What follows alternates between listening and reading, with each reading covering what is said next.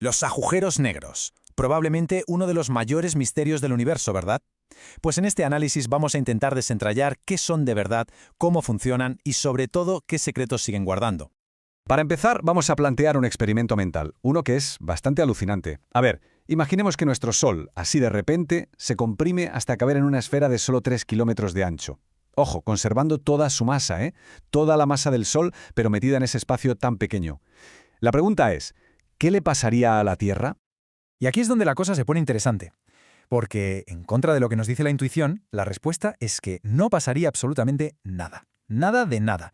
La Tierra seguiría tranquilamente en su órbita como si no hubiera cambiado nada. Y esta respuesta, que es súper sorprendente, nos revela algo fundamental sobre los agujeros negros. Y es que no son esas aspiradoras cósmicas que hemos visto 1000 veces en las películas. Vale, con esa idea ya en la cabeza, vamos a lo básico. Empecemos por el principio. ¿Qué es exactamente un agujero negro?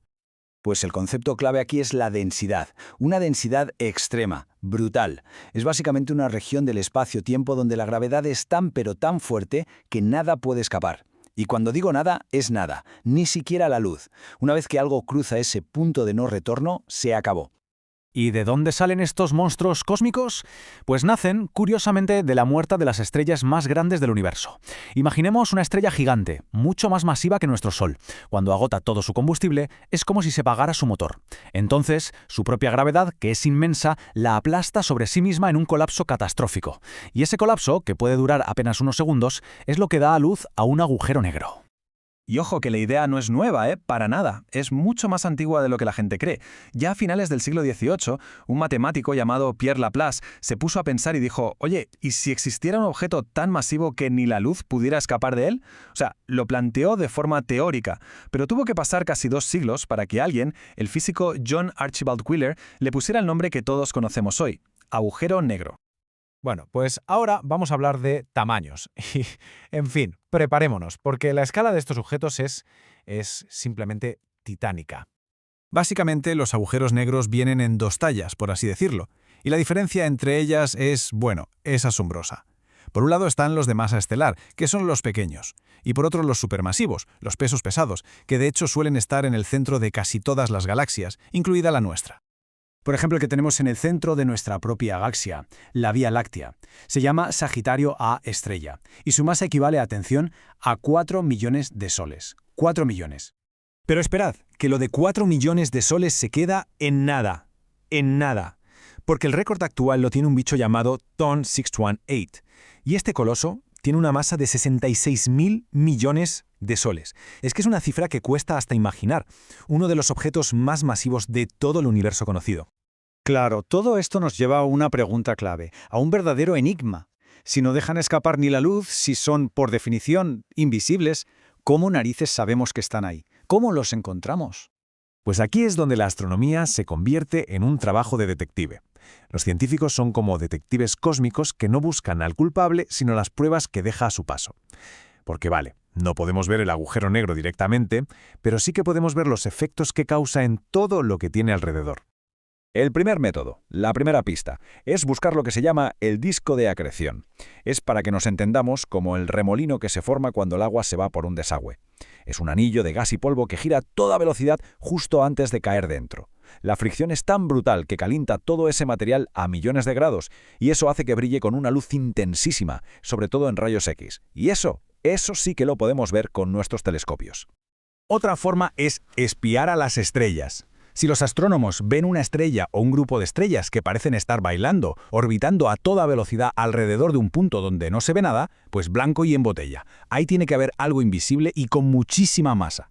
Y calculando esas órbitas se puede saber la masa de ese compañero de baile invisible. Así es de hecho como se descubrió el agujero negro del centro de nuestra galaxia. Y por último, la tercera forma es literalmente escuchar el universo. Cuando 2 agujeros negros están a punto de chocar y fusionarse, su danza final crea ondas en el propio tejido del espacio-tiempo, como las ondas que se forman en un estanque al tirar una piedra. Estas ondas gravitacionales viajan por el cosmos y tenemos detectores increíblemente sensibles, como LIGO, que pueden sentir esas vibraciones tan débiles cuando llegan a la Tierra. Vale, ahora vamos a desmontar algunos mitos y también hablar de los peligros, que son muy reales si uno se acerca demasiado. El punto clave Y volvemos al principio, es que no son aspiradoras cósmicas que van por ahí tragándose todo. Para nada. La gravedad de un agujero negro solo es un problema si te acercas muchísimo. Insisto, si nuestro Sol se convirtiera en un agujero negro con la misma masa, la órbita de la Tierra no cambiaría lo más mínimo. Ahora bien, ¿qué pasaría si alguien se acerca demasiado y cruza esa línea imaginaria llamada horizonte de sucesos? Pues el destino es bastante chungo. Primero, la radiación de todo el material que está cayendo sería letal. Después, pasaría algo muy raro. El tiempo se ralentizaría una barbaridad para esa persona, mientras que para el resto del universo seguiría normal. Y por último, lo peor. La diferencia de gravedad entre la cabeza y los pies sería tan grande que el cuerpo se estiraría como un espagueti. Un proceso que los físicos, con un sentido del humor un poco negro, llaman espaguetización. Y con todo esto llegamos a la última pregunta, y es probablemente la más fascinante y extraña de todas. A ver, ¿puede un agujero negro morir? Parece imposible, ¿no? Algo tan masivo, tan poderoso. Pero la respuesta, al menos según la física teórica, es que sí, sí, pueden morir. Y el proceso por el que mueren se conoce como radiación de Hawking. Fue Stephen Hawking quien propuso que por culpa de unos efectos cuánticos muy raros que ocurren justo en el borde, los agujeros negros en realidad no son del todo negros, emiten una radiación muy débil, y al emitir esa radiación pierden masa. Muy despacio, pero la pierden. Ahora, un detalle importante. La explicación que se suele oír por ahí, la de las partículas virtuales que aparecen y desaparecen, es una simplificación para que se entienda. La realidad, como siempre en física cuántica, es mucho más compleja y fascinante. Tiene que ver con cómo la gravedad extrema del agujero negro retuerce el propio tejido del espacio-tiempo, alterando los campos de energía del vacío y provocando que el agujero, en cierto modo, sude energía hacia afuera. Eso sí, que nadie espere ver evaporarse un agujero negro mañana. El proceso es pero tan increíblemente lento que para que un agujero negro normalito, del tamaño del Sol, se evapore por completo, harían falta billones y billones de años, muchísimo más tiempo que la edad que tiene ahora mismo el universo, o sea que todavía no ha habido tiempo para que se evapore ni uno solo. Y esto nos deja con una última pregunta, que es uno de los mayores quebraderos de cabeza de la física moderna. A ver, si un agujero negro se traga una estrella, una nave espacial o un libro, y luego se evapora, ¿qué pasa con toda la información de esas cosas? ¿Se destruye para siempre, violando las leyes de la física cuántica, o escapa de alguna forma que no entendemos? Esta es la famosa paradoja de la información, y es una pregunta que nos lleva literalmente hasta la frontera de lo que sabemos sobre el universo.